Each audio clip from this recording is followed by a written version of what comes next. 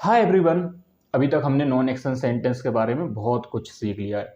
आज हम सिर्फ इतनी सी बात सीखने वाले हैं कि अगर सब्जेक्ट के पास कोई चीज़ है या कोई चीज़ नहीं है तो ऐसे वाक्य कैसे बना सकते हैं। जैसे मेरे पास एक पेन है, विजय सर के पास समय है, क्या आपके पास एक पेन है? उसके पास पैसे हैं, क्या आपके पास पैसे हैं? क्या आपके पास समय है? मेरे पास समय नहीं है। तो चलिए फिर ऐसे वाक्य बनाना सीखते हैं। सबसे पहले हमें समझना पड़ेगा कि इन वाक्यों को भी हम प्रेजेंट, पास्ट और फ्यूचर के लिए बना सकते हैं। जैसे प्रेजेंट में मेरे पास समय है, पास्ट में मेरे पास समय नहीं था और फ्यूचर में क्या मेरे पास समय होगा। ठीक है। जैसा कि हम जानते हैं कि सब्जेक्ट दो ग्रुप में होते हैं, एक सिंगुलर सब्जेक्ट, एक प्लूरल सब्जेक्ट। तो सिंगुलर सब्जेक्ट के साथ ना हम हैज का यूज करेंगे, जिसका अर्थ होता है पास है, और प्लूरल सब्जेक्ट के साथ हम हैव का यूज करेंगे। उसका भी अर्थ पास है ही होता है, लेकिन उसका यूज हम सिर्फ प्लूरल सब्जेक्ट के साथ कर सकते हैं। आई, वी, यू, दे, और कोई भी प्लूरल सब्जेक्ट के साथ कर सकते हैं। चलिए कुछ सेंटेंस लेते हैं जिनसे हमें अच्छे से समझ में आएगा। ठीक है। जैसे आपके पास मोबाइल है, आपके के लिए हम कहेंगे यू, और ये एक प्लूरल है इसलिए हम इसके साथ हैव का यूज करेंगे। और एक मोबाइल के लिए कहते हैं आ मोबाइल, इसलिए सेंटेंस बनेगा यू हैव अ मोबाइल। ऐसे ही उसके पास एक मोबाइल है, उसके के लिए हम कहेंगे ही, और ये है सिंगुलर इसलिए हम ही के साथ यूज करेंगे हैज। और एक मोबाइल को कहते हैं अ मोबाइल, इसलिए सेंटेंस बनेगा ही हैज अ मोबाइल। ऐसे ही देव के पास एक पेन है, देव के लिए हम कहेंगे देव, और ये सिंगुलर है इसलिए हम इसके साथ लगाएंगे हैज। और एक पेन को कहेंगे आ पेन, इसलिए सेंटेंस बनेगा देव हैज अ पेन।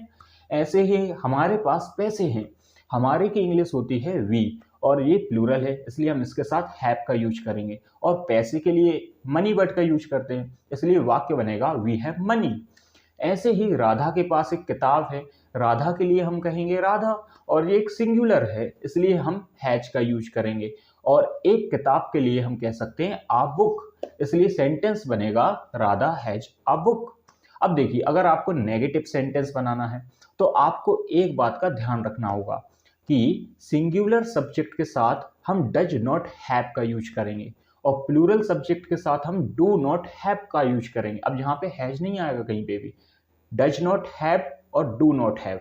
ओके। आपके पास मोबाइल नहीं है, आपके लिए हम कहेंगे यू, और ये प्लूरल है इसलिए हम कहेंगे you do not have a mobile. ऐसे ही हमारे पास मोबाइल नहीं है, we do not have a mobile. उसके पास पेन नहीं है, he does not have a pen. Dev के पास बाइक नहीं है, Dev does not have a bike, क्योंकि देव सिंगुलर है इसलिए डज नॉट हैव। ओके।